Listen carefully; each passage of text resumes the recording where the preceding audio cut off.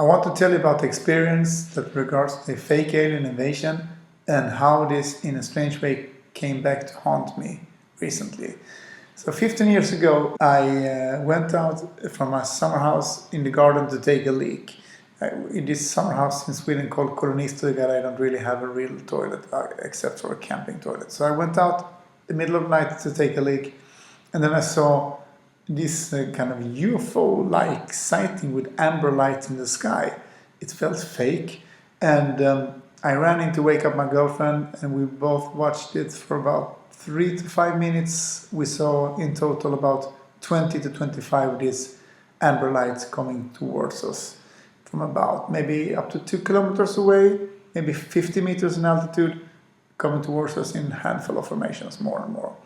And what made it look so fake was that they came to a point very near us, which was about 200 meters from us and maybe 25-meter altitude, where they kind of just all disappeared and dissipated at the same point. When they came up to this point, all of them disappeared, almost like if you go out of they go out of a TV screen or out of a frame or something. And I asked my girlfriend, do you think this is real craft, some physical objects or some beings there? She said, no, I don't feel that. And me neither. And I told her already then that I think this is a Project Bluebeam early test of this fake alien invasion technology, which I knew of at the time from the works of Bill Cooper and the researcher of Search for Nast, and also Werner von Braun have revealed this in his deathbed testimony. So there were 200 people calling the local newspaper, Helsingborgs Dagblad, about seeing this type of event. I have not been able to find a copy of that article, but I remember they tried to debunk it in the news as sky lanterns, which it was not, because these were flying for a long time horizontally, and I was very close to all of the objects. But I found a clip of YouTube that I think is from the same event, and I found another reference to it. And it really looked very similar, or exactly the same thing that I heard many people describe when they called into talk radio shows and podcasts and these things with UFO sightings, these amber lights. It was precisely how it looked. And what was interesting was that, and I connected it to emanating from the cell towers. It had to do with that technology. I felt it because they came from a area where precisely we have a huge cell tower of our town called Olympiamasten, which kind of really dwarfs the whole town skyline in terms of its height. And behind us, we had about 200 meters away another huge cell tower. And this was the time when I really started to set up this 4G technology. Now what happened this spring of this year, I happened to bump into the girl that I sold my summer house to 15 years ago. Of a really strange coincidence. I don't think I've seen her for these 15 years. We had a very short time window, but we managed to change our numbers. She took me over to coffee and some weeks later, and she said they had decided to sell the summer house the year prior, but they didn't find anybody that I'd like, and now she wanted to sell to me.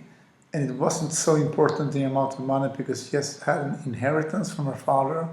And the strange thing was, I had decided that this particular month I'm going to use the money that I have, and I had an amount of money in my bank account that matched the house price, and I wanted to spend it on silver coin or whatever. And I also brought my son over twice to the summer house, and he loved it and he wanted to buy it. And I couldn't make up my mind to buy it. I procrastinated. It's very unlike me. It took a whole month, and he asked me again and again and again, do you want to buy it?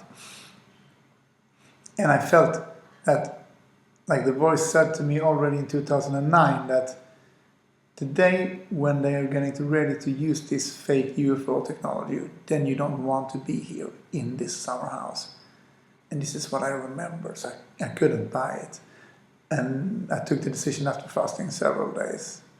So I took the decision, I'm not going to buy it, but I hadn't told her. I made a recording of the video, a similar video to this that I released on YouTube. And literally within 60 seconds from my finishing this recording, where I talked about this and how I could not buy it because of this, then she calls me up and she says she changed her mind. She didn't want to sell it. So it was just a strange story, but I would not tell you this if it wasn't because of the summer house and this girl coming back to wanted to sell it to me. But I think what we saw already then was a fake alien invasion technology.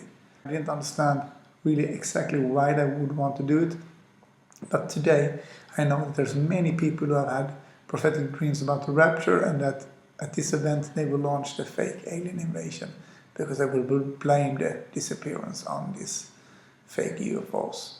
So that's what I would like to tell you. And God bless you all.